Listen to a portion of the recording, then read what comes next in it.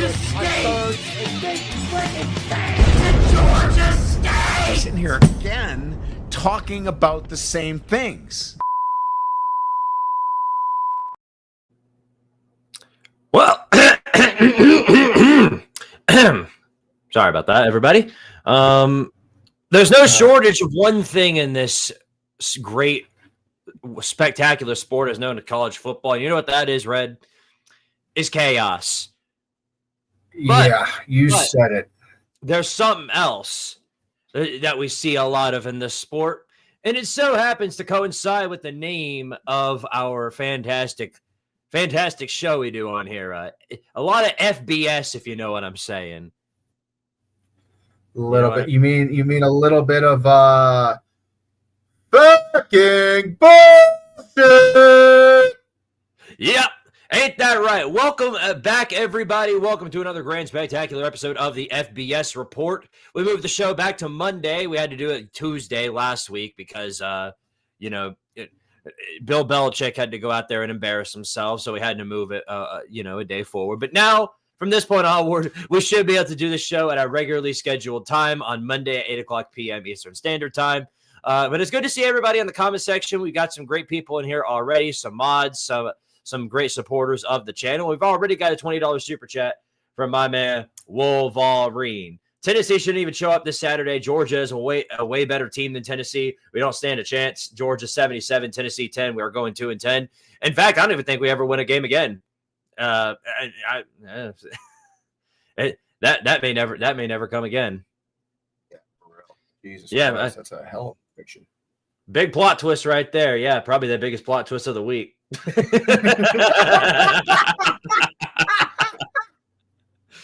Wait, yep. You're white? What? I thought he was orange. I thought he was orange. What? How is that possible? What? We're already off to a fantastic start, everybody. Appreciate y'all for being here tonight.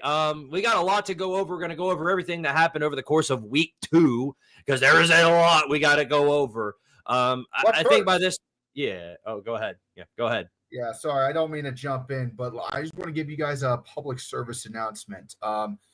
If you decide if you're able to, let's say you got to get your wisdom teeth removed because I had to get mine removed on Thursday.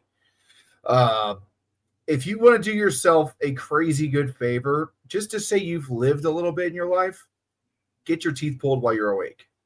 It is the craziest experience being wide awake. You don't feel anything because they numb you up, but when you are just laying back in this dentist chair and this doctor takes a mini crowbar and just goes into your mouth and pries the motherfucker out of your jaw. I don't know why.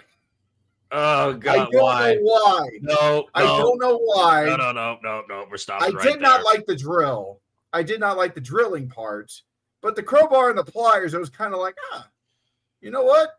That's about what I thought it was going to look like. Well, yeah, no, I mean, they numb like the absolute crap out of you, so you can't really necessarily feel anything. But I prefer being knocked out for it because I don't want to sit there for 2 hours or 3 hours on it and just lay there and suffer. Listen, I understand the logic behind being knocked out behind it. It's not pleasant, but to say you've lived a little.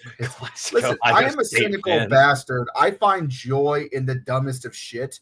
And the one thing that I'm going to just say about the whole ordeal, I saved $7,000 by staying awake during the surgery. American healthcare. Let's move on. Yep. Okay. He's like, I don't know how to respond to milkshake. That, That's a good milkshake. Yeah. Speaking of which, I don't think it was relative to the milkshake, and it was something else. But I got poisoned somewhere these previous few days. I got poisoned with something. I have been at eternal war with my bathroom all day today. I don't know what happened. I don't know what caused that to happen, but there was something that I ate or drank that has caused me to just spend half of the damn day in that bathroom. I don't know what it was, but something I ate or drank in the past 2 or 3 days did that because that's all I've been doing. My stomach has just been in absolute shambles as of lately. I've been in a shootout with my intestines for the entire day. It's been awful. And Young asking the real question here: when was the last bombing run? Anyway, not JFKH with the $2 super chat, much appreciated, buddy. Says to send Squid to Milkshakes Anonymous. Well, that goes a long way, buddy. Yeah, support the Milkshake Fund. While you're at it, support the channel, support our channels by making sure to like and subscribe to both of us, Squidtard Sports, and of course my boy Red5478. Also, all of our merch is in the description below. There's some great stuff on there, some great items if you guys want to go check that out. Planning on updating that at least at some point in due time. But yeah, no, it's but because it's about that time I added some new stuff to my merch. So, yeah, but definitely go ahead and check that out. You can get what he's got on. You can get what I've got on. And you can get a whole lot more. Green. That's why it looks red. It's green. Oh. It's Money Talks, Bullshit Walks, the T-shirt. That's why it's kind of bleeding through. It's green there. I might, just saying, because I got a premiere for a brand new video coming out on Friday. There might be a T-shirt that goes alongside that video that I might be working on. We'll see. Mm-hmm. It's a kilometer. Tell it like it is. You're in the right space for that kind of talk because it's American football over here. He's called red, but he's not actually red. What does this world come to? Hey, listen. What color is this beard? Yeah. What color is this? I'm sorry. Is that not red to you? Is this fucking beard not fucking red enough for you? I'm just kidding. I might be colorblind. I don't know. I like the sub, Mr. Squid. Much appreciated, buddy. You're a real one. All right, then. Well, let's go ahead and roll into it, Red, shall we? Because we got an absolute abundance of stuff to talk about. Holy hell. We do. What a week it's been. And I said this before the week even began. I'm telling you, these weeks get you because it's always the weakest weeks on paper. Weakest weeks, huh? But it's always the ones that are the worst on paper that these games are going to be blowouts. These games are going to suck. None of these games actually matter. It's always those that wound up being the good ones. That's all I'm saying. You know what I mean? So, absolutely. Yeah. I mean, we got 100 people in here right now. I'm sure most of you guys agree that this past weekend has been a sincere amount of chaos. Viper Technician, much appreciate the 5, says the SEC emails have been leaked. Cody Campbell apparently has big beef with Greg Sankey. Uh-oh. Conference battle. It's like the ACC all over again. You know what I mean? Yeah. Yeah. Billy Napier. We got to talk about that. Don't forget that. All right. Well, where do we want to get started, Red? Because we've got a lot to go over tonight. I think you know. I think you know where to get started. I think we all know where we have to get started. But please, we're not going to do it.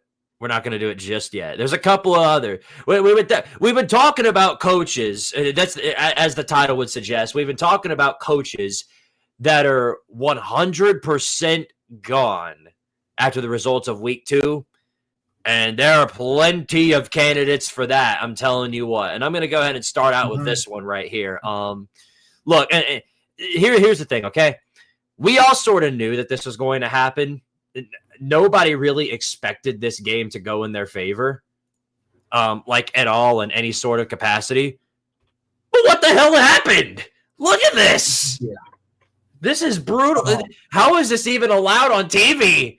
This is awful.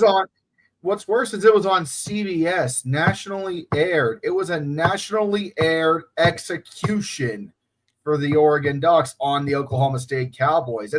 This wasn't a football game. This was assault. This was murder. This was a crime. It wasn't a game of pigskin, bar none. And the fact that Oklahoma State has fallen this far in just a couple of years genuinely boggles my fucking mind. Yeah, scripted my ass. You can't script this. Oklahoma State had literally, they were better off when Oklahoma and Texas were in the Big 12 because that was the last time they were fucking relevant. Ever since they left, gone. Just tear everything down to the studs. salt the earth so nothing ever grows again. It is bad. I'm not saying that's, Stillwater has gotten this way because of those two leaving. Far from it. I think it's gotten this way because Gundy is washed. And I honestly am surprised that after the absolute ass whipping yesterday, they didn't fire Gundy right away. It's one thing if you are an FCS school getting blown out by the Oregon Ducks. Portland State can attest to that. It's another thing if you were in a Power 4 conference and you walk into Eugene and get bent over by the Ducks. In this fashion? Are you fucking kidding me? You have no hope. Oklahoma State, none. No. Zero, nada, zilch. You might as well just put this whole season on snooze and just not wake up and get out of bed, Oklahoma State fans. Fuck your Saturdays because it's over. It's beyond over. It's so over, they buried your asses 10 feet deep under Boone Pickens. Yeah, no, I mean, well, I'm going to say this. This is something I heard from Oklahoma State fans, actually. There were actually some believing that if Hasenji, the quarterback, who of course that was their starting quarterback, but of course he got injured, he's out with a broken foot, probably not coming back for the rest of the year. But they said that if he was playing in this game, that this would be a lot more competitive. If both teams are playing at full capacity, that's exactly what would happen. Well, if both teams are playing at full capacity, I'm going to tell you this much: like Oregon, you know who Oregon's missing right now? Evan Stewart. If Evan Stewart was playing in this game, they'd beat you so bad they'd have to turn your name back to Oklahoma A&M. It would be like Georgia Tech against Cumberland College all over again.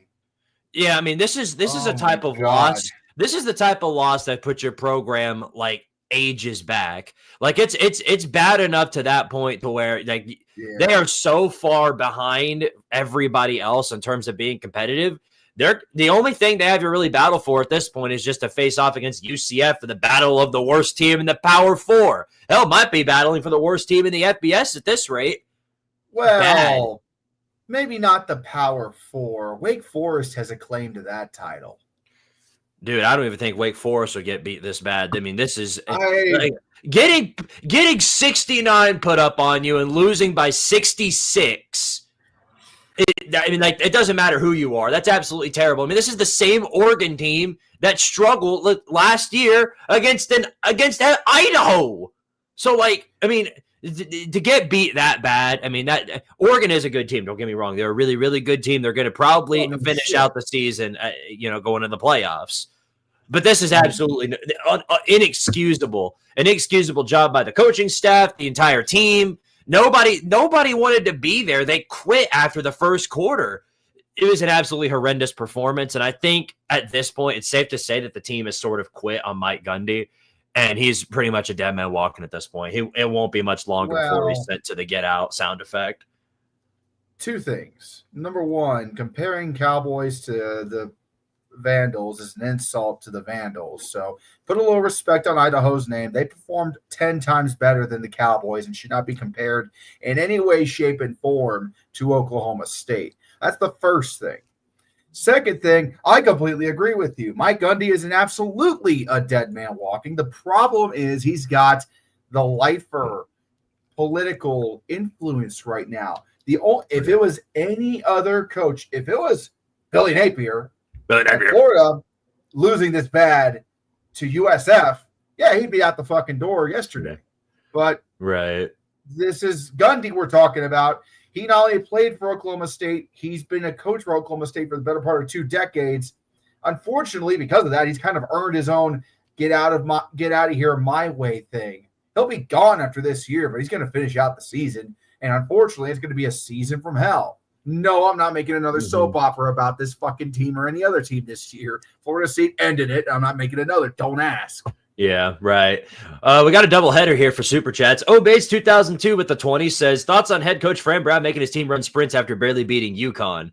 I'll say this much. I think that was a reasonable thing to do right there because the team did not play up to par. But I also think that he and the rest of the coaching staff should have run sprints too because they didn't do the best job either. In fact, they did not coach. they coached a terrible game as well. That was a terrible performance all around by Syracuse. And personally, I think that's exactly what they need to do. Now, granted, UConn is a upper echelon G5 team right now. Or really a pretty good G5 program under Jim Mora, at least in these last 2 years. So, I mean, it's not the most surprising thing that they were competitive, but like Syracuse was getting beat. Like they were getting beat bad. The only reason they even managed to come back and win that game was because UConn got stupid at the end there. The quarterback was making mistakes, and it allowed Syracuse to basically crawl back into the game, win it that way. But that was a terrible performance by the Orange. Then Wolverine. Quick correction on that. Head coach Fran Brown did run sprints with the team. He actually did. He was running with them. All right, good for him. Well, the rest of the coaching staff needs to do it too. And when he takes that shower, he needs to take a cold one too. Damn right. Wolverine, appreciate the 20, says, make sure you guys sub it to Squid. Great content, even better person. Help put my channel out there. And now I'm finally starting to grow it. Hashtag thank you, Squid. Well, thank you for supporting the channel, buddy. You whatever you're making it over there on your channel, you absolutely deserve it, buddy. Much appreciated. But yeah, no, I mean, in conclusion, Oklahoma State's absolutely terrible. They're so below the poverty line in terms of a program right now. This is the type of stuff that takes years to come back from. They might be where Colorado was right before Deion Sanders arrived there. Like that's how bad they are.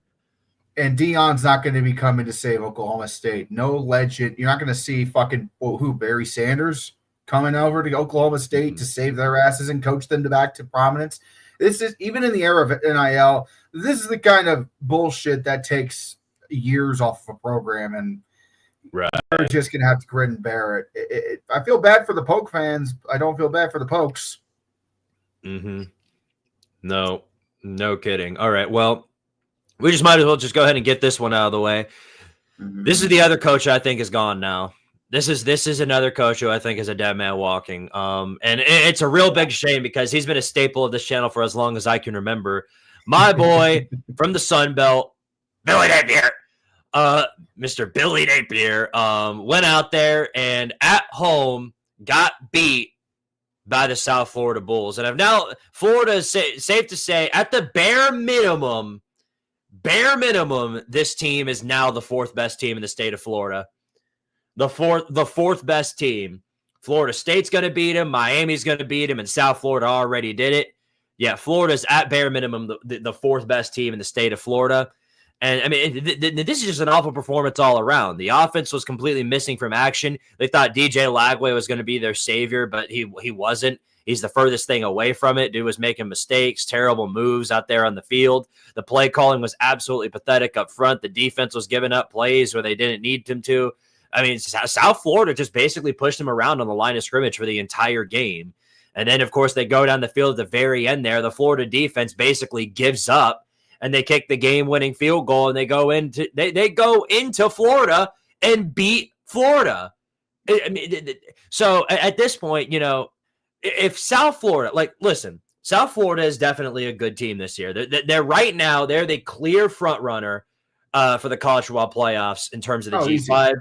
Yeah, Alex Golish has built something there. Shout out to the Josh Heupel pipeline, Mr. Alex Golish. Legendary team he's built here. But if we're all being honest, in terms of talent composite, South Florida is somewhere there towards the bottom compared to the rest of the teams that Florida has to play. Because here's what they got coming up, okay? Next week, they got to go into Tiger Stadium at night on the road against the LSU Tigers. They're dead. LSU might have 500 yards on that defense. It's going to be bad. Oh, yeah. Then they got to go to Miami on the road. Then they got to they got to play Texas at home. They're not beating Texas. Texas A&M on the road. I don't think they're winning that one from the looks of it. Mississippi State. Mississippi State looks way less. Mississippi State looks way less winnable than it did before now. Not just because of the fact that Florida's bad, but Mississippi State wound up doing what they did against Arizona State, put themselves on the map with that win. So that doesn't even look half winnable now. And then you got Georgia, Kentucky, Ole Miss, Tennessee. It might be so bad that Tennessee might just beat you in Gainesville. That's how bad this is. Dude, so, I mean, they might barely beat Kentucky. They're going 2-10 this year. They're going 2-10 at this rate. Like, it's bad. It's so fucking bad. It's like, it literally, my buddy Duck couldn't say it better. You're fucked, so fucked, fuckity fucked. Like, it is, you are completely screwed, Billy Napier. Like, Billy Napier. I genuinely, I know Wolverines trying to say in the chat, the Tennessee's not beating Florida SWAT. You guys got a fucking quarterback in Joey Aguilar, who is an absolute hoss. Who the fuck does Florida have? A fake alligator head in their locker room? That's the only thing on them that's intimidating. DJ Wagway. They got DJ Wagway. Don't you know they got DJ Wagway? DJ that way because the wrong way. The wrong way.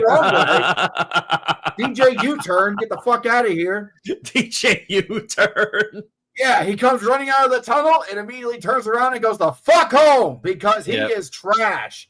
I genuinely believe that if they go into Tiger Stadium and they get their asses kicked by LSU, he will be gone for sure. They can throw up and say, well, listen, it's non-conference. These games can happen and all that. If they go into Tiger Stadium and they get crushed, and I mean crushed, it's over. It's so fucking over. Sunbelt Billy will be on the first bus ride out of Gainesville come Monday.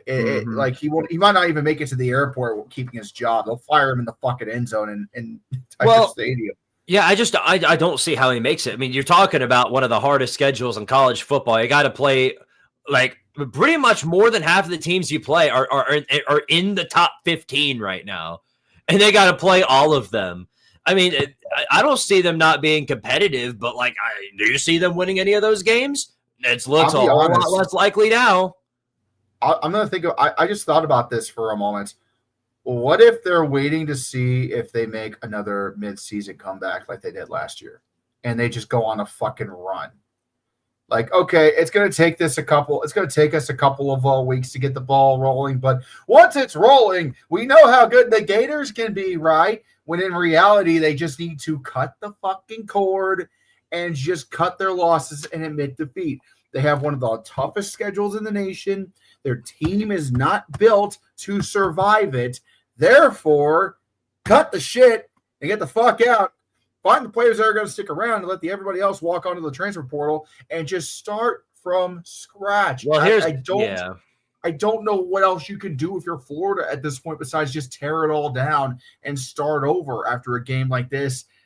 Like, sure, you beat the fuck out of Long Island. That's fucking Long Island. Everybody beats the fuck out of Long Island. Whoop-de-doo. Here's the thing. It's far worse than anything you can imagine because, of course, they lose a game like this. They've lost the support of basically the entire fan base. There isn't a Florida fan, a rational Florida fan out there that's now a believer of Billy Napier. That nobody believes in that man anymore. And not only that, but you've got players that played for him before. You've got players that were on his team getting on Twitter and then spilling some information about how he treated them, saying that he was really bad in the locker rooms. He played these players while they were hurt. You got former players saying this stuff all over Twitter. And so now that you've got former players calling you out, that's basically that's like death row for a coach at that point. At some point, they're going to can him. I don't know if it's going to be this next week. I don't know if it's going to be halfway through the season. Maybe at the end of the season when they get beat by Florida State. I don't know when that's going to happen, but it's going to happen. I don't see him making it past. And here's the worst part about this for Florida fans. Here's the truth. And I said this ever since they even hired the man. When the day comes that you fire him, you have to realize something. Scott Strickland's your AD.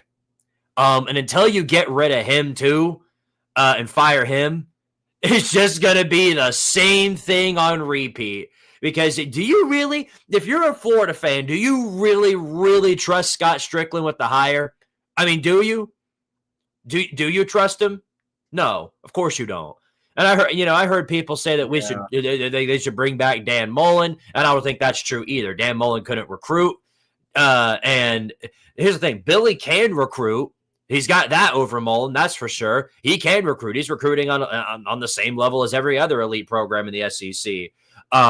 But reality is there's no development at all. Wait. We got to do the thing. There's no development. Yeah. You need some of that going. Yeah. Let me turn this around on you real quick. The last thought I have, the only thing that I can think of that they're waiting on is who the fuck would for Oklahoma State and for Florida, who the fuck would step in here to take over and start from scratch? If you're Florida, you're not going back to a Group of 5 school to hire another head coach at this point. You're not going to go dipping your toe back into the Sun Belt to find Sun Belt Bobby, Sun Belt Steven, Sun Belt Larry, Bobby. Like, dang it, Bobby. Dang it, Bobby. Okay, yeah, they need to go ahead and do that. Yeah, no, it ain't gonna fucking work like that. You would need to find a coach that's, you know, an offensive or defensive coordinator. Are you gonna go after what's like fucking Tom Wilson or Matt Patricia at Ohio State to be your next head coach, Florida? Because I mean, realistically, just look immediately at your guys in your power blue blood schools and the defensive coordinators and your offensive coordinators. That's probably where you're gonna have to start. But I mean, the only one I can think of is probably Matt Patricia. Right. Bull Muscle with the 5 says set a new PR yesterday in the gym and hiked Willow blah, blah, blah, blah, that thing Ridge. Brace yourselves. This Friday's video is 8 years coming. Much love from Hawaii. Well, much appreciated, buddy. Thank you for supporting our channels, brother.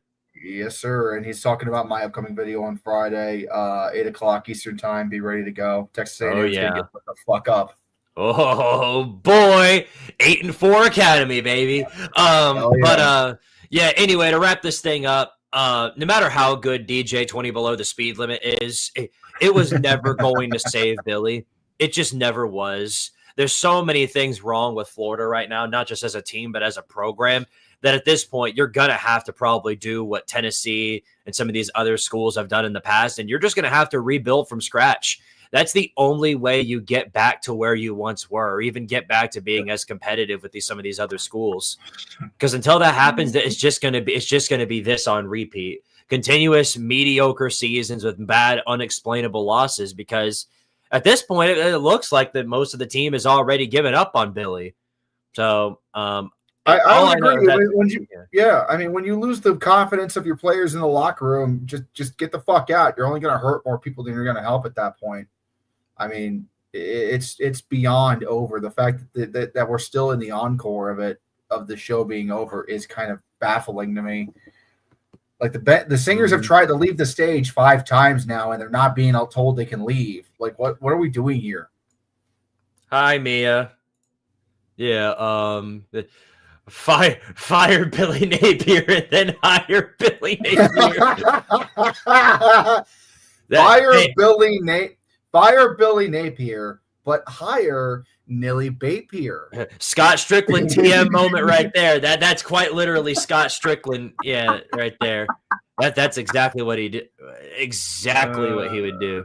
I mean, there's some other funny results here. Clemson looked terrible. I'm going to say that. I'm going to say that much. Clemson looked absolutely terrible. They were really lucky not to be on the poop list either, like Florida and Oklahoma State, because boy, they looked awful. That was like when I forget who it was. I think it was Charleston Southern, where Cade Klubnik goes out there and throws 2 back-to-back pick sixes. That's what that looked like. That was terrible. Yeah, see, even Huffer Billy Paul's in the chat. Clemson is ass. Yeah, they're absolute ass. I mean, we can't really lump Dabo into the same conversation as Gundy and Billy Napier, because at least Dabo has a couple national titles. He's won a few natties. I mean, Clemson is at least consistently. They're good. They're always good. Now, whether or not they are contenders is debatable, and this is one of those times where I just say there's no debate. Currently, as stands, they are not contenders whatsoever to make a run for the playoff. I dare say a sentence I was not going to think I would ever say a month ago. I think Florida State looks like a more obvious contender to make the playoffs at this point than Clemson, because how in the flying fuck do you not score a touchdown in the first half against Troy? It's fucking Troy. We're not talking calling them Troy. The fucking school of Troy. Bad. God. That's all I need to say. You got, other than a field goal and with like a few seconds left in the second quarter, you got shut out the first half. Be glad that your defense is worth a shit and actually woke up in the second half and shut out Troy. Otherwise, we'd be making this weekend would be a lot. There'd be a lot more to talk about and a lot some answers would be. You know what? Actually, I'm going to say this. I'm actually really, really glad this was brought up. Florida should hire Neil Brown and trust the climb.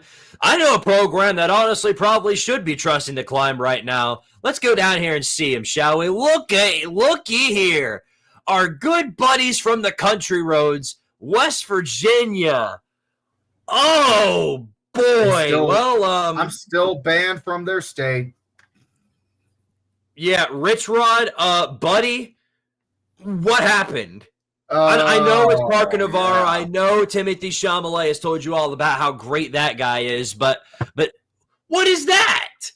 How do you go? I mean, I don't understand. You had College Game Day on a silver platter. All you had to do was beat Ohio. That's all you had to do. And then you'd be hosting Pitt the very next week, a big-time rivalry game against two undefeated teams. But no, instead what we're going to do is we're going to go out and lay a big, gigantic dookie in the middle of Ohio Stadium. That's exactly what they did. And now guess what? Now guess what? Boy, the rest of their games, best of luck. Yeah, that's all I can say. I mean, I'm going to just say that I'm not surprised this happened to West Virginia. Anybody that's kind of followed a little bit of what's been going on with the Mountaineers this offseason, yeah, Rich Rod's back, but obviously just because he took Jacksonville State and turned them into a household name once they came up to from FCS to FBS, that doesn't mean you can take West Virginia and bring them back to life overnight. The fact that they were touting up how they were bringing back players from their 06, 07 teams to help coach immediately told me during the offseason, oh, they're going to lose. They're going to lose a lot, and it's fucking going to be bad. It's going to be embarrassing. They had, I think it was like, 50-something transfers onto the team this offseason. I mean, they had to completely tear everything down to the studs and start over. So this is part of, unfortunately, the process of trying to rehab the Mountaineers. Nobody thought that they were going to be good this year. Nobody thought that they were going to be worth a shit this year. At least they didn't lose to fucking Oregon by 66 points. You lost to Ohio by 17. I dare say you actually put up more of a fight than Florida. Maybe. Don't know. But it doesn't surprise me that West Virginia lost. I think it's just more surprising that they that they hung around this long, to be honest. Because Parker Navarro, as Timothy Chalamet is right. I mean, Parker Navarro is a stud. He's really good. Yeah, right. Just ask Timothy Chalamet. I Sabby. Appreciate the 5, buddy. Rich Rodriguez is giving me some of my best memories of my younger years. Well, boy, I sure do wish you lived in those memories. Wait, those are your best memories? Hey, West Virginia actually had some really good times under Rich Rod in his first tenure. Yeah, this ain't it, obviously, but Rich Rod did pretty well with them until one night in the end of 2007 when Pitt came to town and made them eat shit. Yeah, speaking of which, they're going to make them eat doo-doo again this week. Ace Thuzerine, CH, I think is how you pronounce that. Loving the stream. Appreciate it, buddy. Thank you for the super chat. What currency you're a is it? stud. Thank you. That's why I just said super chat. I don't know. Okay, yeah. So West Virginia sucks. I think we all know that. The Rich Rod era is going exactly as some people would have expected it to go, which is absolutely terrible. Real quick, let's just run through some of these other things. Illinois took down Duke. It was a really, really close game and actually a really competitive game at the half. But then, Duke's offensive line just completely crumbled and Illinois ran away with it. So now the pressure is really on them. because now they're in the top 10 for the first time since 2001. So there's a lot of pressure now on Burt Bielema and co. Yeah, think about that. The last time that Illinois was in the top 10, I was in, 2001. I was in first grade. Like, that's how long it's been since Illinois has been this good per the AP. This is rarefied air for the Illini. And I'll just come out and say it. They're backing it up so far. They came in and Duke's not an easy team to put away. If anybody I saw a couple of people commenting like, lol, Duke, lol. Have you not been paying attention to how good Duke has been the last couple of years? Like, they're not a pushover. You beat Duke, that's a solid win on your resume. Dave Valensky. The Big 12 is the Big 10 West. The Big 10 was a conference. The Big 10 West was a conference. Pretty much. Appreciate it, buddy. I said Bees with the 5 says, sorry I didn't clarify. I'm an Ohio State fan. You guys ate good this week. I'll say that much. Go Bucks. I think when you get right down to it and you look at everything here, Illinois, they beat Duke because they had the depth and they had the overall better physical manpower than Duke for the long run. That, and when you got down to the very end of the game, Duke was just desperately trying to get something going. They were only put up 6 points in the third quarter. They were trying, and Illinois was running the offense, and they just, Darian Mensah got forced into making some dumb mistakes, and it cost them. But on the other side of the coin, I don't think either team looks bad from this loss. Duke looked good for that first half and took Illinois to the limit. Illinois pulled away in the second half, as a good team should, which means that as we get down to the rest of their schedule going into next week, they got a tune-up against Western Michigan, but look what they are doing a week from Saturday. Number 9, Illinois, number 22, Indiana. That'll be in Illinois and Indiana's first true test of the season right there. And we're going to find out who's the fraud and who's the not. And if Illinois continues to play like this, that matchup against Ohio State suddenly has a few more stakes in it. Not just the yellow buck either. Yeah, right. Exactly. Yeah, no. And this is I'll go ahead and say this. We did touch on Mississippi State just a minute ago, so we'll cross by that. I will say, but what I meant mostly by you guys eating good is that you got to witness a result that you guys really, really love right here. Oklahoma taking down Michigan. Finally, the SEC gets a W over the Big Ten. We need it desperately. Shout out to the Sooners. John Napier, real deal, man. People have been saying it for a while, but he's the real deal. Shout out to the real SEC, the historic SEC powerhouse Oklahoma Sooners for beating Michigan for the SEC. Way to fucking go. Hey, I don't give a fuck. A Michigan loss means it's a great day in the state of Ohio. Let's fucking go. Mazel tov. Yeah, you're like me with Georgia and the rest of my rivals. A great day when they lose. That ain't that for certain. And I tell you, I've been eating good too. Bama embarrasses themselves week 1. Florida does the same thing this week. Is it Georgia's turn? I don't know. We'll see. They already did sort of embarrass themselves in that performance against Austin Peay. That was absolutely terrible. But they do this every single year, so I'm not buying it for a second. You know what I mean? They did this against Kent State back in 2022, and then they proceeded to obliterate everybody that breathed in their general direction. Mm-hmm. So I'm not taking it for a second. Yeah. Whatever watching, I know it's a better result than what we saw here. This is about as Cyhawk gets right here. Optional offense for the entire game, Iowa State versus Iowa. Just literally carbon copy of last year's game. The entire thing is neck to neck the entire game. Nobody can score.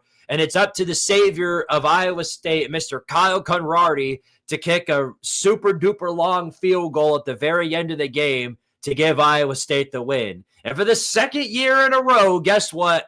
The man delivers. Gives Iowa State another win over their hated rivals, the Hawkeyes, and turns Iowa State into a top 15 team coming into this year, or coming into this week. A lot of hype for the Cyclones right now. That's for certain. Yeah. I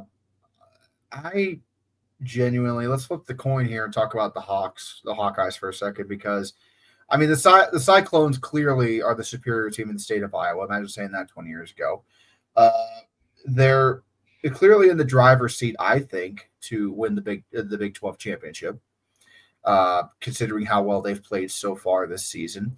What I don't understand with Iowa, how in the fuck did you take a player, Mark Gronowski, one of the top players to come out of FCS, South Dakota? I think it was South Dakota State, South Dakota. I can't quite remember, but the South Dakota State, there he is. Dude has a career coming into this final season for him. He's been playing since 2020. This is his final year. Career statistics, he has over 10,000 yards passing for a career. He has scored 94 passing touchdowns for his career across 2 games. 127 yards passing, 1 touchdown. Ladies and gentlemen of the jury, I dare say it's not Mark Gronowski's fault. The fucker is a great quarterback. He took the Jackrabbits of South Dakota State and ran roughshod in FCS. It's not the player, it's the team. It is literally just Iowa. That is the only problem here. How else can you explain a 5-year senior quarterback with over 10,000 yards passing for his entire career absolutely shitting himself these first 2 weeks? I'll give you an answer. Iowa doesn't know what the fucking offense is. They don't know what the fuck offense is at all. It's ridiculous. I'm genuinely furious about it. Like, I'm an Ohio State fan. I shouldn't be mad at Iowa for not playing fucking offense. I should be laughing at them, but I'm not, because they're wasting so many players' potential, and it's disgusting. Fire Kirk Ferentz. Stop fucking comparing him to Woody Hayes. Wait a minute. Who in the right mind is comparing that man to Woody Hayes? Fox did. I swear twice they did week 1, and I'm not going to let that go. Fox made that comparison. Career wins. Fuck you. Goodness. What games did he win in his career? Woody Hayes won 5 national titles, untold number of Big Ten titles. What the fuck has Kirk Ferentz done? 2 trips to the Big Ten championship because the Big Ten West was basically the cupcake league? Fuck you. Well, I think obviously Gronowski is a huge upgrade for their quarterback position, but they have to realize there's 10 other personnel in the offense, and they're all useless with the exception of Gronowski. The offensive line was terrible. The wide receivers are basically just useless. Yeah. I said in my chaos video, I'm going to say it here. Iowa's got wide receivers for decoration. They don't actually use them in any capacity. All they have is a tight end. That's it. That's their entire wide receiver room. If you take out the tight end, everything else is gone. That's bye-bye offense.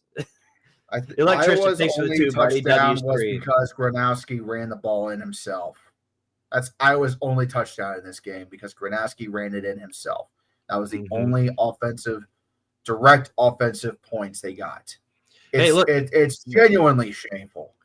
It's possible. I'm telling you, there is a possibility Iowa has an offense if Gronowski can throw, run, block, catch, possibly play defense and special teams. Just be the modern-day John Heisman, and suddenly you're in the playoff picture, right? Exactly, right. I'm telling you, that's the thing. If Iowa even has some sort of offensive identity, they're a playoff team. That's the thing. Yeah. But they never do. Easily. That's not even a fucking question. This defense they have is elite. I will not shut the fuck up about how good Iowa's defense is, but literally they could have an offense just half as good, just like a half better, not twice as good, one multiple. Like, not even a full multiple better. Just something. A fucking wide receiver. Another goddamn lineman that's worth a shit. Something. And you guys would be in the playoffs, no problem. But you can't do the fucking little shit on offense. And it is... it fucking pisses me off. Yeah, man, you shouldn't let it piss you off at this point because it does. It genuinely does because I have not seen a defense this good on a team this bad. Like, it makes no goddamn sense. You shouldn't. You need. If your defense is good, then your offense naturally should be good. If your defense is bad, your offense is going to probably be a little bit bad too. There's teams like Baylor that have a really, really good offense and don't trust their defense worth a dick. And then you got teams like Iowa that have a really superior defense, but their offense basically 11 toddlers shitting themselves every play. So it's not Baylor and Iowa are opposites of a whole. And if those two ever play each other in bowl season, the universe will fucking implode. It's got quite literally the polar opposite of USC and LSU. If those two teams right there have a defense, they're title contenders. LSU has found theirs. USC up for debate, but I just this is never going to change at this point until there's a new coaching direction. Because right now, with that walking retirement home that they've got there, it's just never gonna change. Hang on, I just saw somebody say, "Damn, $2 waste." Oh, yeah, my bad. I meant to go back and read that. Yeah, sorry, buddy. Okay, I'll pull it up. Sorry, 50% of the way through your prediction read WDE. Wait till the SEC schedule, buddy. Just wait till the SEC schedule. Yeah, anyway, Dave Aranda's job was kind of floating in the air there after that Auburn loss, but it seems they've recovered now that they beat SMU on the road. And a lot of that is due to SMU lacking a field goal kicker in any capacity, but they did survive and thrive for another week. So it looks like Dave Aranda's job's still floating in purgatory somewhere. Yeah, I think that genuinely speaking, Baylor, I'm not going to get as fucking pissed off about Baylor because I can see where Baylor can be great. It's not really their defense's fault that their coach doesn't trust them. Like, how many times do you got to go for it on fourth down and fail before you stop? Not even like, I'm not talking about in the fourth quarter. I'm talking about the first drive, the second drive, the third drive, the sixth drive, the eighth drive. Literally, the punt team doesn't see the field until like midway through the third because you're absolutely fucked. You can't go for it from your own 15-yard line. That genuinely, Aranda, does he not trust his defensive coordinator? Does he not trust his defense whatsoever? I guess not. Because Baylor could have won that game in regulation if they had just taken the damn points like they should have. But they didn't. Instead, they fucking went for it, failed both times, left 6 whole points on the board. That's a touchdown, by the way, without the extra point. They could have absolutely won them the game in regulation instead of going all the way into overtime and risk injury. So I think Aranda is trying to be overly aggressive, and it's really not working. You can pull this shit in an FCS game, but you pulled this shit on Auburn and got smoked. You pulled this shit on SMU and should have been smoked. SMU absolutely shat themselves in the moment. They didn't capitalize the way they could have. Their defense absolutely fell to pieces on both sides, frankly. Baylor got lucky. They should have won this game. They definitely did. SMU literally just let them come back at the end there because they had a 2-score lead with 5 minutes left to go, and then Baylor, they climbed right back in because of SMU's own incompetence, and then that's how that ended. Sabby, appreciate the 2, says shockingly Ole Miss didn't lose to the Cats. Well, I think we all knew that Ole Miss was going to jump in and win that game. I don't think anybody really actually expected Kentucky to win. Now, I will say this. I think Austin Simmons is a severe downgrade from Jackson Dart. I had hope for Austin Simmons. I thought he was going to be pretty good when I saw him play, but he looked absolutely terrible in that game. Forget the stats. I mean, he looked absolutely horrendous in that game against Kentucky. Yeah. And you could, now thing is, you can chop a little bit of that up to Kentucky having a dominant line up front, because that is the one thing Kentucky has going for them, is they do have a great defensive line and they can force pressure on quarterbacks, but they don't have a secondary. And they, of course, as we all know, they don't have an offense. I mean, I just want Lane Kiffin to shut the fuck up. Well, you just shut the fuck up, please. Different conferences, man. Talking. Different leagues. Stop talking. Like, you're talking out of your ass like you've done something and you really haven't. Like, you were exiled to FAU at one point before Ole Miss took pity and hired your ass. Like, come the fuck on, bro. Different leagues, man. I genuinely don't know how Ole Miss made this close, considering UK struggled against Toledo last week. And, like, not only struggled, but actually gave up a safety against Toledo. Like, that's a mark of a bad fucking team. Like, really, that's a mark of a bad fucking team.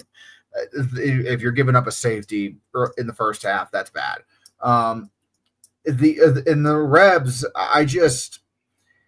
they're missing a lot. Jackson Dart not being there obviously is going to mean that this is going to be a hangover year. Ole Miss, I don't think, should be in the same conversation as your teams like Georgia, who also played like shit against Austin Peay, but then again, they could have been resting some guys and playing half-assed. Who the fuck knows? Texas, who absolutely smoked San Jose State. They're not in the same league as those fucking guys. They're right down there with your Vanderbilt right now, which Vanderbilt's actually middle of the conference, which is pretty good for them. And that's not a bad place to be after you lose your starting quarterback to the NFL. It's not. Just accept the fact that your team probably doesn't have enough to make a run for the playoffs this year. Probably won't win the conference, but you could still take a lot of good steps. Maybe win 9 games, come damn close, and then make the playoffs next year once you give your quarterback a chance to develop. Oh, for fucking Stoops. Can't forget, man. Stoops is motivated, man. He's very, very motivated. I am motivated to take Bob Stoops' motivation, turn it into a pretzel, and shove it up his ass. Because that's the dumbest fucking shit. I'm motivated to do what? Die on the field fired against the SEC? Must be motivated to get fired. He's doing a really good job right now. Yeah, incredible job even. No, but I do. I hope Kentucky gets it together just enough for him to keep him for another year. I love Mark Stoops. He's a great. Him and the coal miners are a great free win for Tennessee. So yeah, keep it up, buddy. Keep it up. Yeah, no, I think that's about the. Oh, of course, the border war, Kansas and Missouri. Kansas, they made this really competitive, which I did think was a surprise. I kind of thought Missouri was going to run away with this one, but they needed it. They needed like a big comeback to get away with it. Prebula had a really good game, and I think I'll say this: Missouri's got an offense. Prebula looked pretty good. Ahmad Hardy is really good running back. You got to watch out for him. But yeah, no, Kansas. I mean, they had them, the 21-6, and then they just kind of let the game get away from them in the second half. Yeah, I would agree. I'm not surprised that Kansas made it a game because Kansas, they looked pretty good these first couple weeks that they've been out there, and their offense, despite being kind of thrown together during the offseason randomly with a bunch of different missing parts. I don't think that they're a bad team in any sort of way. I honestly think, for what I have seen thus far, I can very confidently put them back in as a sneak contender for the Big 12 title, a sneaky one. I'm not saying that they're going to win it. Iowa State, I think, has proven that, and despite Arizona State's upset, I still think that they're going to be right there in the conversation when we get into conference play. But Kansas, Jalen Daniels, he's in his final season. He's in peak form. He's playing lights out. Obviously, you can't win them all, and this is going to be a tough game regardless because it's Mizzou. Bo Pribula absolutely went fucking wild on these guys. Tough environment in Mizzou as well. I don't know. I lost count of how many suck cock Jayhawk signs I saw on Twitter on Saturday, but this is like. It was going to be tough, and it was going to be close, and the score does not reflect the results of the whole game. It was crazy. Kansas made some mistakes. I saw a wild snap that flew into the end zone at one point in the game. That's definitely a sign of the offense kind of being thrown together last minute like it was. But as the season goes on, I think they're going to be fine down the road, and they could be contending for the conference title. Playoffs, I don't know about that, but I mean, they're going to be there. They're going to be in the mix. They're going to be causing some shit and giving people headaches. Mm-hmm. Yeah, well, I mean, we'll see. We'll see. We will indeed see. No, it's going to be fun to watch either way. Colorado, I mean, they struggled against Delaware. I mean, there's some other – I mean, Wisconsin, they actually had an offense show up against MTSU, so good for them. Yeah, and, but West Virginia lost, so you always got to give credit to Wisconsin for actually doing what they needed to do. Yeah, sure. Arkansas – They'll take their wins where they can get them. Arkansas is scary. I'm going to say that. Arkansas is a scary their offense particularly that is going to be a problem this year. Taylon Green looks really, really good. And if he has weapons that show up around him, big time might be a problem. Just saying. I mean, they clearly took their cousins, who they had never played before, by the way. That was the first game in either program's history where Arkansas and Arkansas State met on a football field. That had never happened before. And it was in old War Memorial Stadium for what some are saying might have been the last game to be played in War Memorial Stadium, which is a very bittersweet thing for, I think, the Razorbacks. They took the Red Wolves to Hog City. That's not even a question. What I question is what's going to happen once they start playing real teams, like week 3. Okay, let's just look ahead briefly here for Arkansas. Who do they got this upcoming weekend? Where the fuck did you go? In the meantime, appreciate both of you all, Sismonk. Appreciate it, buddy. Thanks you for the 2, brother. We're going to find out who the fraud is. They're playing Ole Miss on Saturday. Oh yeah, we're going to find out. We're going to cover that in just a minute. Don't you worry. Legit. Don't you worry. We're going to cover that in just a minute. Oh yeah, that's going to be funny. But I don't know. I haven't followed Arkansas too much so far this season. My mind's been occupied elsewhere. I know they've been winning. I know they've been playing really good against teams they're supposed to. This weekend's going to be the real first time where we can actually look at Arkansas and assess, like, okay, what is this fucking team going to be? Yeah, right. Shout out to Vandy, by the way. 2-0. That once again, Diego Pavia's on a roll. They just continue to they continue to look good. And I picked Virginia Tech in this game. I think Brent Pryce. I think Brent Pryce is also on the poop list. I think he's headed directly where Billy Napier and any coach that's going to get fired this year. I think Brent Pryce is going to be on that list. Yeah, I don't see Virginia Tech's 0-2 to start the year now. They admittedly they had a rough start. They had to open the season against South Carolina, so you knew that was going to be a loss. And then the resurgent Vanderbilt Commodores pimp walking their asses all over Lane Stadium. That just kind of says it all right there. Now they got a couple of easy ones coming up, supposedly. Old Dominion, which I think is kind of turning into a little bit of an unwanted rivalry at this rate, considering they've always been kind of having close games with ODU. And then they got to lay up against Wofford. So they got a chance to kind of get their shit together before they have to play NC State in a few weeks. But I agree with you 100%. I think their head coach is on the way out if they don't make a bowl game this year. They have been struggling for quite a while now, and I don't get it with Virginia Tech. I don't understand how they could be struggling for so long now. Like, was Lanning really the only guy keeping everything together there? No, not Lanning. Beamer. Probably, I don't know from the looks of it. Yeah, that's need to be the case. Yeah, they should have let his ass coach until he died at this rate. Like, seriously. Jaden Nixon, the UCF game with 4 carries, 156 yards, and 2 touchdowns. Shout out to him. But it was against AT&T Academy, so you kind of have to take that for what it is.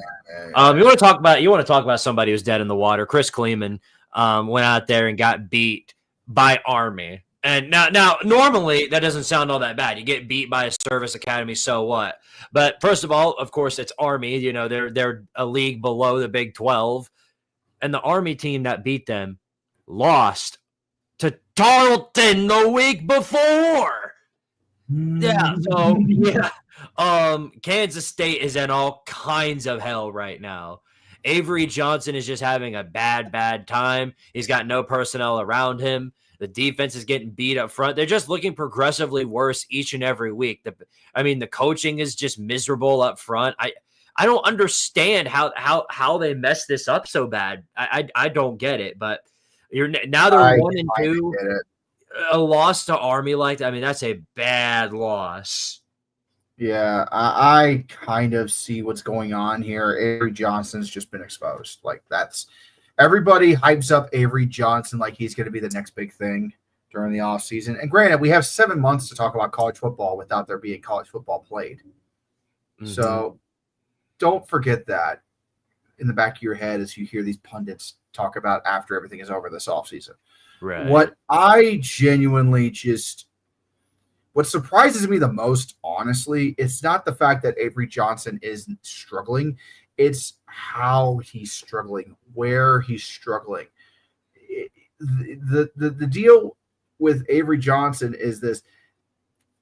The dude is very streaky. We saw it last year, and we saw how streaky he can be.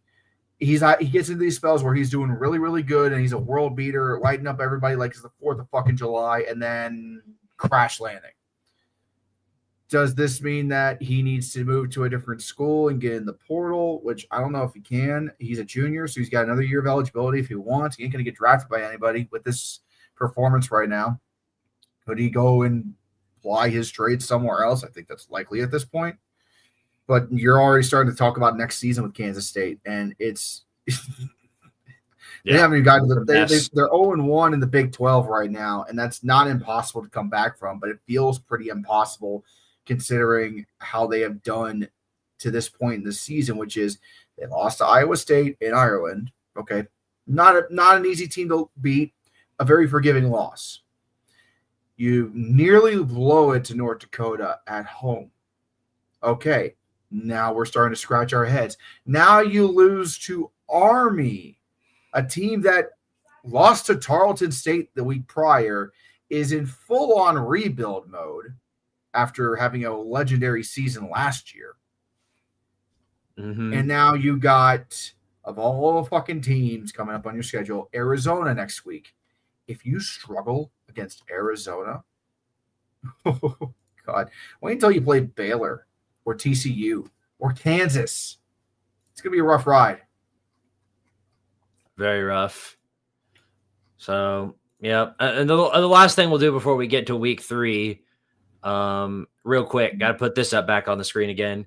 Shout out to my man Development, man. He went out there and did what I wanted to see, and he beat Nico and gave him his second loss of the season.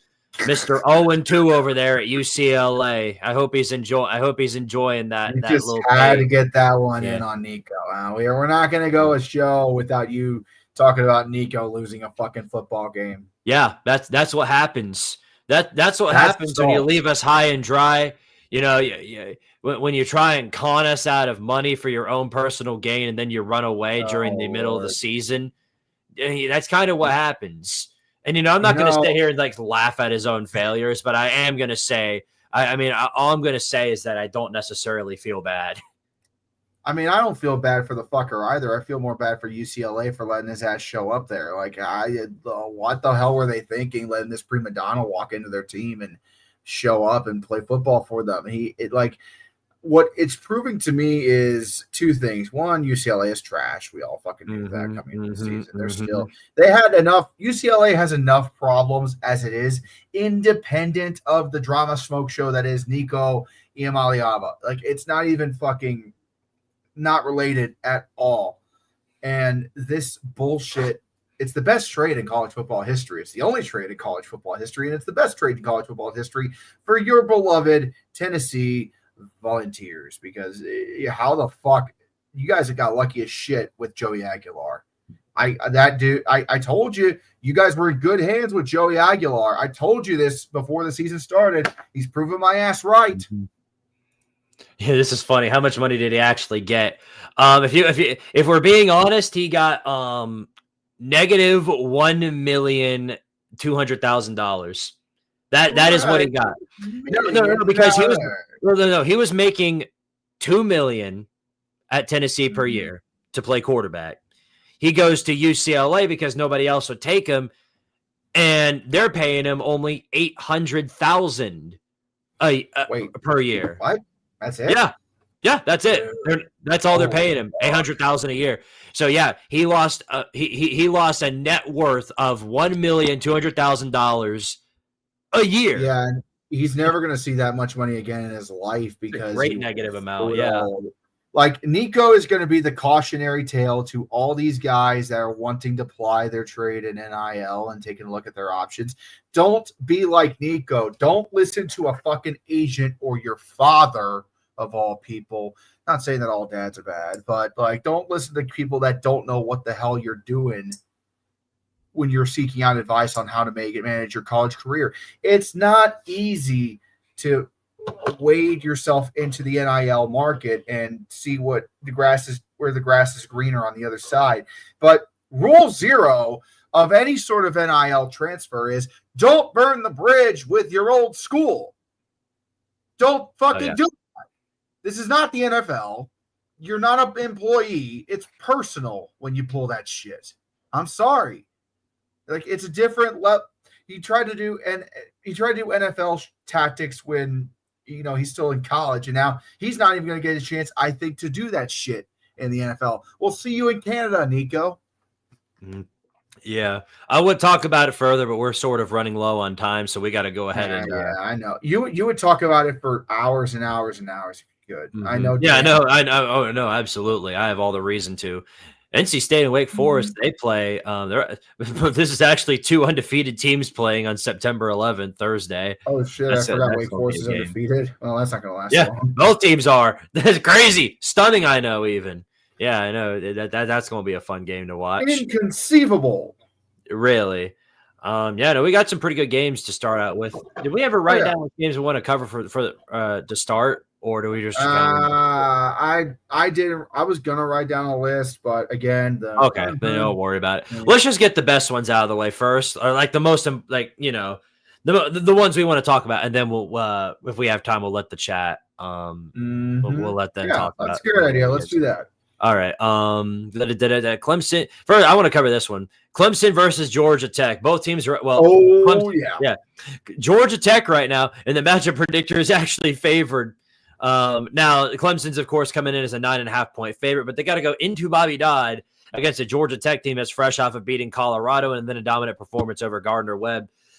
This is probably Georgia Tech's best chance in a while to actually get the jump on Clemson because, again, they looked absolutely terrible against Troy. I don't know what type of practice they're going to be doing in preparation for this game on the road, but you best guarantee that Tech's going to be ready for whatever they bring to the table. And Clemson, I'll say this, Georgia Tech, kind of a lot like LSU, pretty good defensive line up front. I think they're going to be a problem up front for Clemson. What do you think? I think Georgia Tech is extremely underrated. I think they should be ranked top 25. I'm not even fucking kidding. Haynes King is an absolute hoss. He's a beast. He's using the weapons around him extremely well. That defense, that defense could definitely be a little bit stronger, I think. But they should be in the 20s, in the top 25 at least, with how they have been going thus far. I think that they are honestly, this is going to be solely dependent on how Clemson prepares for the game. Cade Klubnik has not shown me the Heisman hype that everybody has been talking about this offseason yet in either of his first 2 games. He didn't really perform well against LSU. He sure as shit didn't perform well against Troy last week. This is the game where he's got to perform because Georgia Tech is not going to roll over and die. This is kind of a low-key rivalry game, too, between these 2 teams. So, because they go back a long way thanks to a certain Heisman man. So, I would say that I think Georgia Tech's going to get the jump, and I think Tech is going to shock the nation and knock off Clemson this weekend. I got a really good feeling about the Jackets. And I know my buddy Dan is probably going to hear this, and he's going to be smiling, and he's going to probably frown for a second and say, "Oh, fuck, Red, you just jinxed my team." So, but I genuinely believe in the Jackets. I'm going to say they're going to win this weekend. All right. Well, first off, I want to address JFKH's $2 super chat. Much appreciated, buddy. I'll pay you $20 to get a 30-minute video of you ranting about Nico. Oh, dude, that's easy money. I do agree. I'm not wrong, but I'm a $1 per minute type of guy. 30 for 30. 30 for 30. like Miami's most relevant moment in the 21st century. Man, you're a hoe. You know that you're a fucking hoe. Right. Maybe I am. Dumb Gamers 22 with the $5 super chat says Wake Forest losing would be the worst thing to ever happen on that day. That's the worst thing to happen for both teams, because then Wake Forest loses A, and then B, NC State probably keeps Dave Jordan around for another year.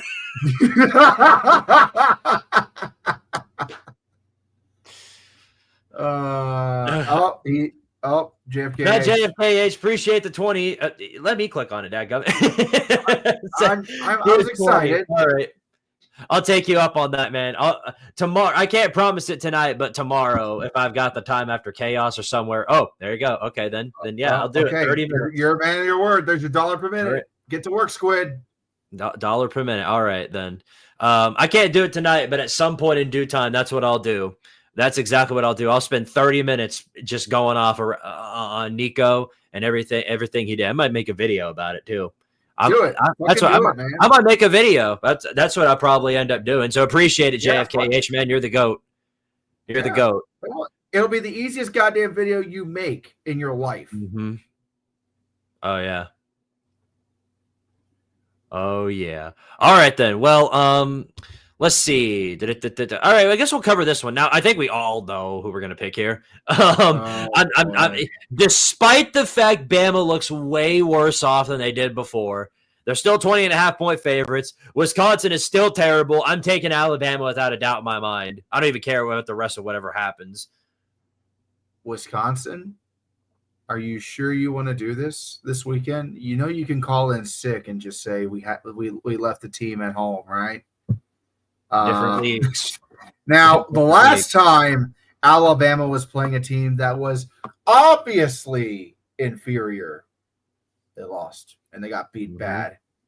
So, in that spirit, I'm going to be the hopeful optimist and say Wisconsin gets the upset. Fuck you. Wisconsin's going to come in to Bryant-Denny Saban Stadium and beat the Alabama Crimson Tide by 4, like what Angie says there. I got a 4-point win for the Wisconsin Badgers. Come hell or high water, Alabama gets its second loss of the season in week 3, starts 1-2, and Tuscaloosa burns to the ground in shame. Kalen DeBoer. Kalen, if this score is even close at halftime, Kalen DeBoer doesn't make it. He will be canned at the half. Now, don't get me wrong. I hope you're right, Red. I hope you're right. I hope Wisconsin gets the upset, because that would be absolute cinema for the college football world. I just don't think it's happening. Yeah. Like we would be licking that salt block for the rest of time. Like that would be so fucking. Oh God, that would feed families. Don't worry, we're gonna come back to that one. Let's see. Oh yeah. Base 2002, great hot take, Red. Thank you very much. I appreciate it. Appreciate it, man. For whatever reason, they put this one on CBS. Do you think? So this is USC and Purdue. Purdue's undefeated, so is USC. The Trojans are 21.5-point favorites. Now, we both know. I mean, we both think USC is winning that game, but do you think they cover? Yeah, I think they cover. I think it's going to be a 21-point win easily. They do got to travel across the country to play Purdue, and Purdue. So like, I think it's going to cover. Why does CBS keep getting these really shit games? Like, okay, 2-0 versus 2-0. Is it the historic matchup of it that these two old school powers, and by old school I mean 1950s powers? And I know USC going to a national title or two in the early 2000s, and Purdue has been irrelevant since the 50s. But like, this is one of those games that you look back on, and you're like, oh, this would have been a Rose Bowl matchup in like 1955. This is I feel bad that CBS has to air this garbage. Then again, Fox is kind of stuck with Oregon against Northwestern this weekend, so it's not like they have much of a choice. Yeah, I got USC covering. All right, yeah. Well, we got to disagree on this one, brother. I'm actually going to be siding with Purdue. I do. Why? No. Because what the fuck makes you think that Purdue's going to win this game? They're from what I saw. Look, I'm going to tell you this much: that the Ryan Walters Purdue team probably doesn't beat Ball State. Like, that's how bad they were. What? Yeah, they're terrible. You saw them. You saw them. Purdue was terrible. No. Come on, dude. Let's come on. I beg you, come back to the light with me. Come back to reality, Squid. Come on now. I didn't say they're going to win. I just said they're going to cover that. That's a big what you're talking about there. 21.5. You got to win by more than 3 touchdowns to cover that. I don't think USC is good enough on defense to do that. We're talking about Lincoln Riley here. I think this is going to end up being kind of a shootout. Purdue could, I think it'll be like a score of like 49-35, something like that. That's what this could wound up being. Because I'm a believer in Ryan Brown. Ryan Brown is the truth that Barry Odom has been looking for. Maybe I'm wrong. I don't know. We'll see. I have some faith in the Soiler makers for once, so hopefully they won't let me down. That's where you're wrong. You should never put your faith in the spoiler makers. The spoiler makers appear whenever they damn well please. They don't bend to your whims. Well, they appear when I say so. And you're they appear. Delusional orange fuck. Here we go. People are mad about this not being the selection for College Game Day for whatever reason. Of course, South Florida has one of the best resumes right now. That is the truth. 2 top 25 wins with two teams that aren't top 25 anymore between Boise State and Florida. And now they're coming in as the 18th ranked team, and they have a chance to shock the world even further as they travel to the neutral site stadium of Hard Rock Stadium to face off against a top 5 Miami Hurricane squad. How bad does Cristobal have to Cristobal this one up to even have a shot of losing? Okay, so let me just go ahead and point this out. This is another chapter in the never-ending quest to determine who the state champion of Florida is going to be, because after this game, South Florida is pretty much done. I think playing teams in Florida. Do they play UCF this year? No, they don't. So this is it for Florida. After this, they don't have to worry about Florida again, I think, the rest of the season in general.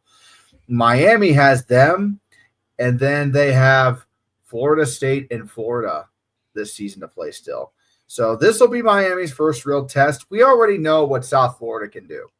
We know what South Florida is capable of doing. They've knocked off Florida. They've knocked off Boise State. This is their 3rd top 25 team in a row this season in week 3. People bitch about this being on the CW network. Well, guess what, motherfucker? TV contracts don't care about your feelings, okay? Miami, from what I have seen so far, to my knowledge, they've shown me literally nothing of note here. Oh, wait, no, I'm sorry. They showed me something. They played Notre Dame, and they beat them by 3 points.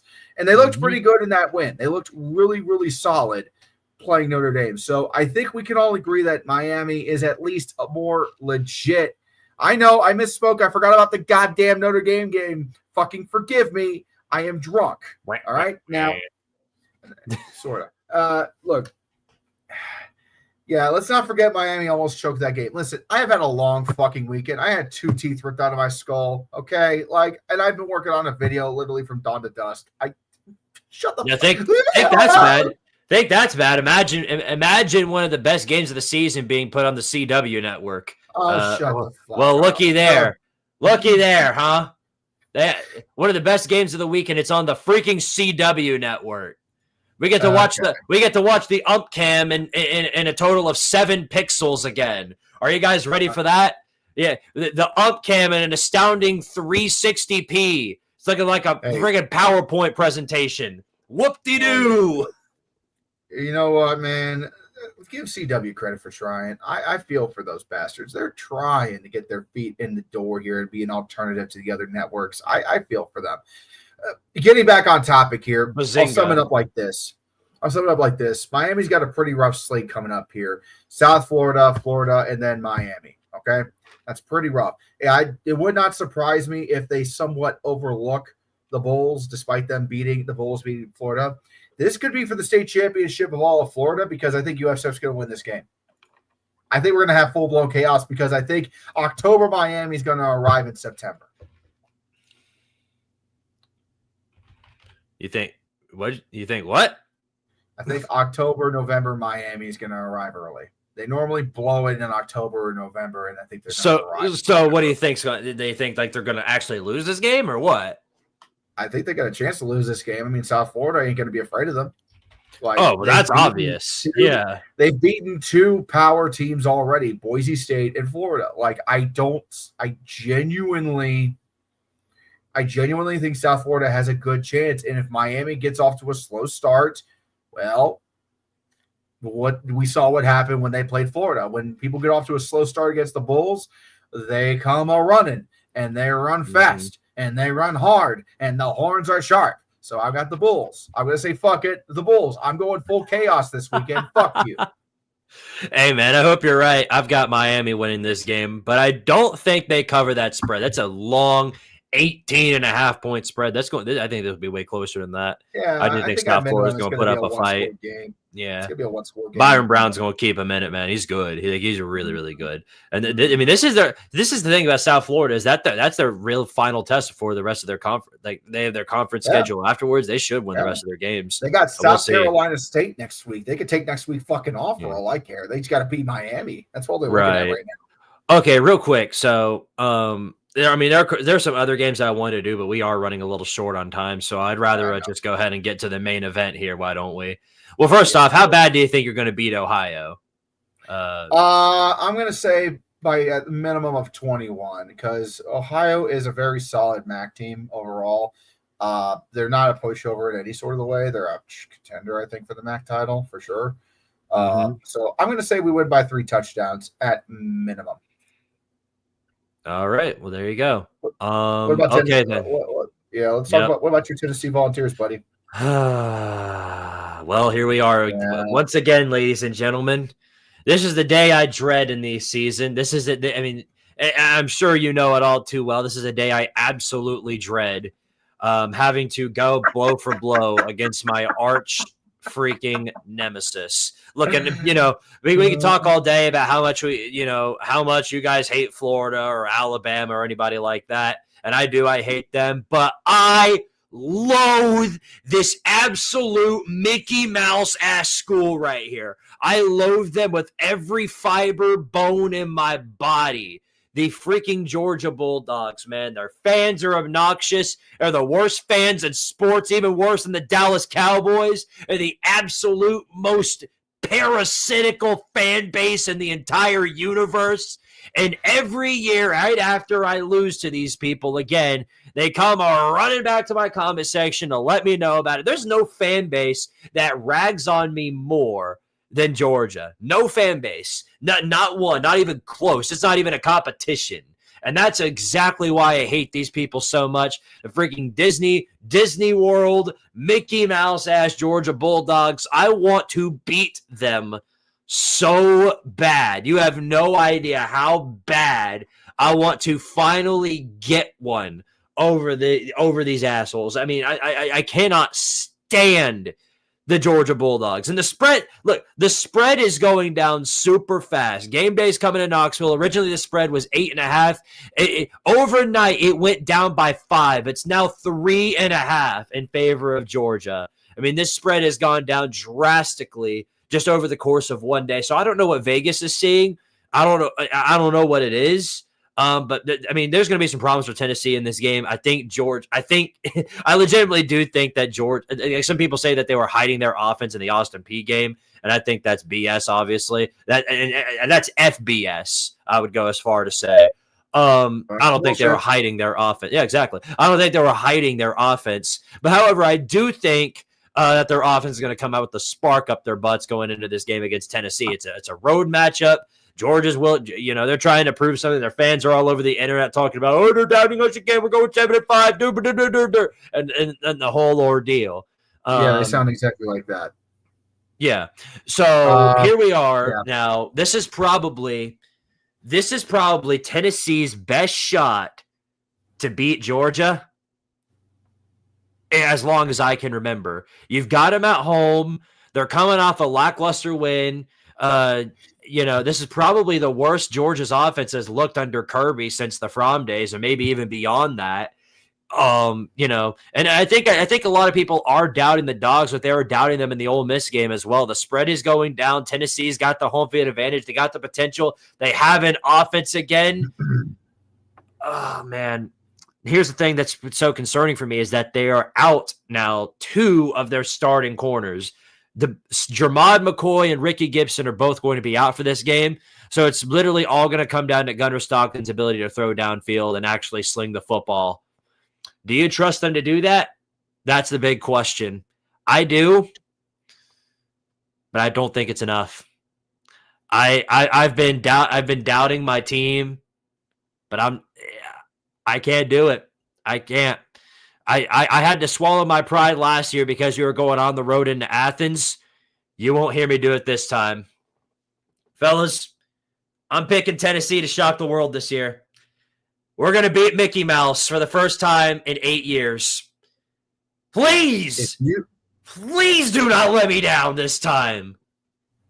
If you or a loved one have been affected by Tennessee volunteerism, call now at 555. Go fuck yourself. 555. Go fuck yourself. That's 1-800-555. Go fuck yourself. Help now for all those volunteer fans in need as they get their asses absolutely smoked by the Dogs of Georgia. Sorry, Squid. I got Georgia on this one. Okay, I've got Ohio. I feel. Yeah.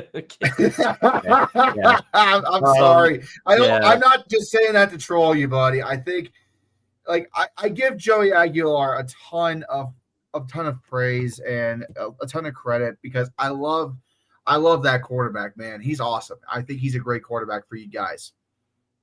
But you just, for whatever goddamn reason, you guys just always seem to find a way to lose to Georgia. I don't know what it is. I don't know if it's some voodoo volunteer curse. I don't know if it's some Georgia magic. I don't know if I don't know what it is. But for whatever goddamn reason, I just don't think you guys are going to pull it off on Saturday. Some bullshit's going to happen. You're going to cry into the camera on Monday, and I'm going to have to console you through fucking therapy on Monday. I don't know what to tell you at this point. I'm sorry, buddy. I love you, but I'm sorry. I just wish that y'all played Michigan the same week we play these dudes. You know what? That's what I wish. You know what? When Michigan does play Ohio State at the end of the season, man, you can go after me the same way I'm going after you right now. If not worse, because at least unlike the Tennessee Volunteers, we'll be competing for a national championship. Okay. That's yeah, I'm not necessarily going to even try to fall for that bait. I can recognize rage bait when I hear it, and I'm not gonna fall for that one. Yeah, that was a low blow. I agree. It's just goofy. It's goofy. I mean, again, it is a stretch. I will say that. First of all, I got to read the super chat. Can't wait to go to the game this weekend and see Neyland. May the best team win. Go Dogs. Yeah, well, I mean, we'll see, man. We'll see. I mean, I don't know what's going to happen, and I will admit that I'm up in the air about it. I think there's going to be an extremely close ball game. I don't think there's going to be any scenario where we get blown out or they get blown out or anything like that. This will be a close, hard-fought battle. And Fowler and Herbstreit are, of course, coming in to commentate, and we all know my luck with that. So, yeah, I mean, we're bound to see what happens. Yeah, it's gonna be close. I think that at the end of the day, it's going to be. I think it's going to be a 3-point win for Georgia, but I think Tennessee's going to make it a really good fight. It's going to be a really, really tough. It's going to be a good loss for Tennessee if they lose. It's going to be a good one. For whatever the fuck that's worth to you. No, I appreciate it, man. I do. We'll see. I'm not delusional in saying it's a blowout. There's one more game we have to cover since College Game Day. I think they're going to emanate there, if I'm right. Mm-hmm. Because it's, of course, fucking God's golden hemorrhoids. Notre Dame against Texas A&M. Yeah, why don't we go ahead and cover that real fast because that is important. Yeah, that's a huge game. Let me just get a couple of things out of the way here. Notre Dame, they've looked pretty solid off the start. They do have a loss already on their books thanks to Miami. This is a must-win game for them, honestly. This is a very much a must-win game for Notre Dame. A&M, they don't have as many stakes in on this one besides just pride. They are walking into Notre Dame Stadium and playing before the mighty eyes of touchdown Jesus. So it's going to be a really tough environment for them to play in.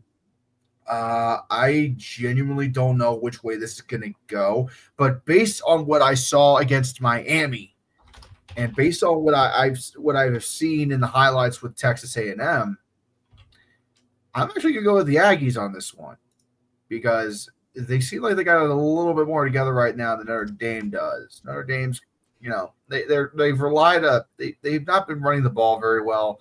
They've not been throwing the ball very well thus far.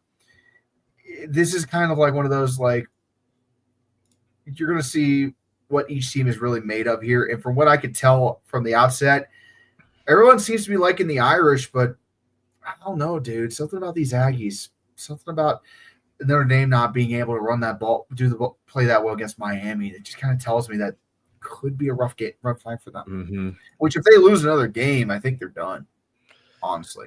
First off, Super Nuclear, appreciate the 2, says, fire Mark Stoops, bench Calzada, start Cutter Boley.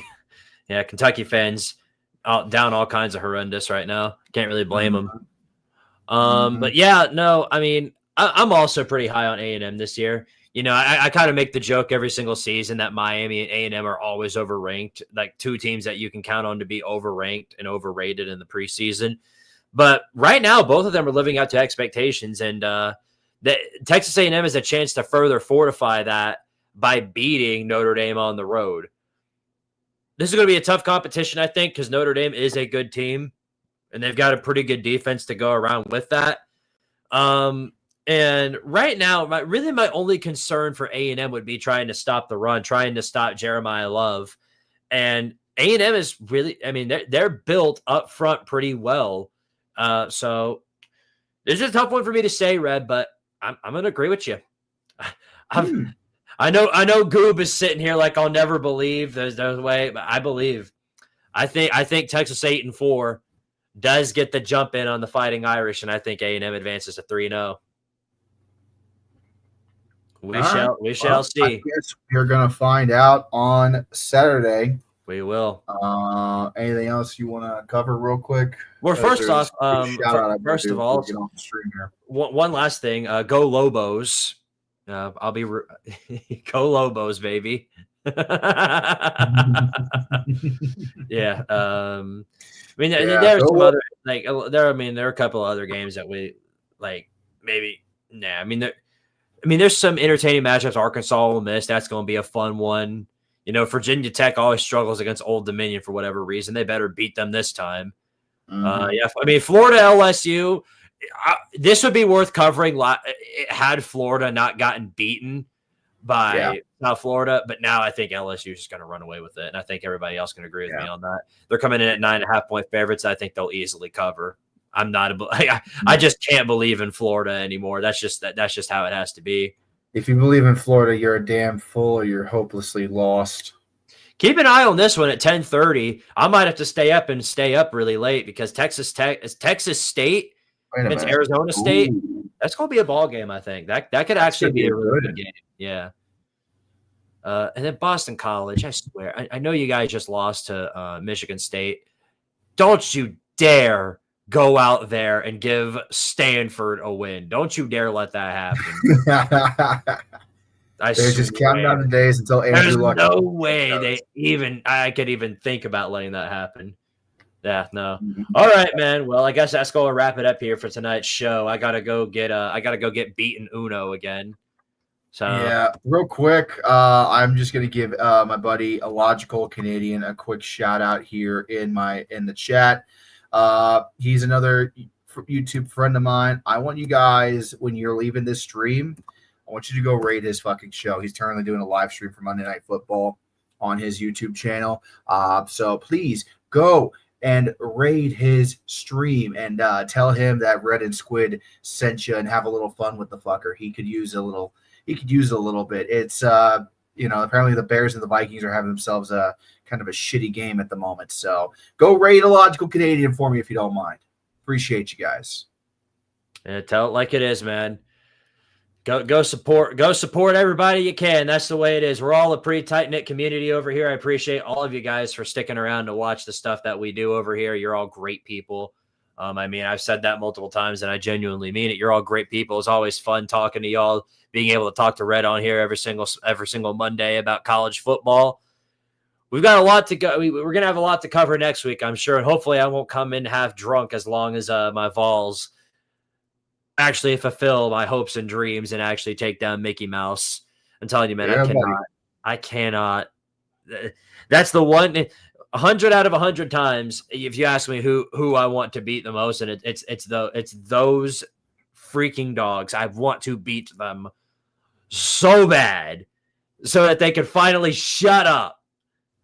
So, yeah, cross your fingers and pray and hope for the best. That's all I can really say about that. I appreciate all of you guys for being in here tonight. You're all wonderful people. Love each and every one of you. And yeah, that's all we got for tonight, Red, if you want to finish it out for us. Thank you to my guys on Patreon. Thank you to Squid's guys on Patreon. Thank you to all of you for watching. Yeah. Those are my captains: Blake Freeman, Champ Gold, Brooklyn Poke, Little Theorist, Main Character Syndrome, Jonathan Peck, my sergeants, Jonathan Peck, TJ Stanley, Anthony Brown, Edgar Carter, Cameron Smith, Roger Hughes, No Edam on Sandwiches, Liam, and Preston Emmons. And list today at patreon.com/red5478. Yeah, and then I actually made sure before the stream to update my members of Tard area. These are all the people who are supporting my channel as channel members.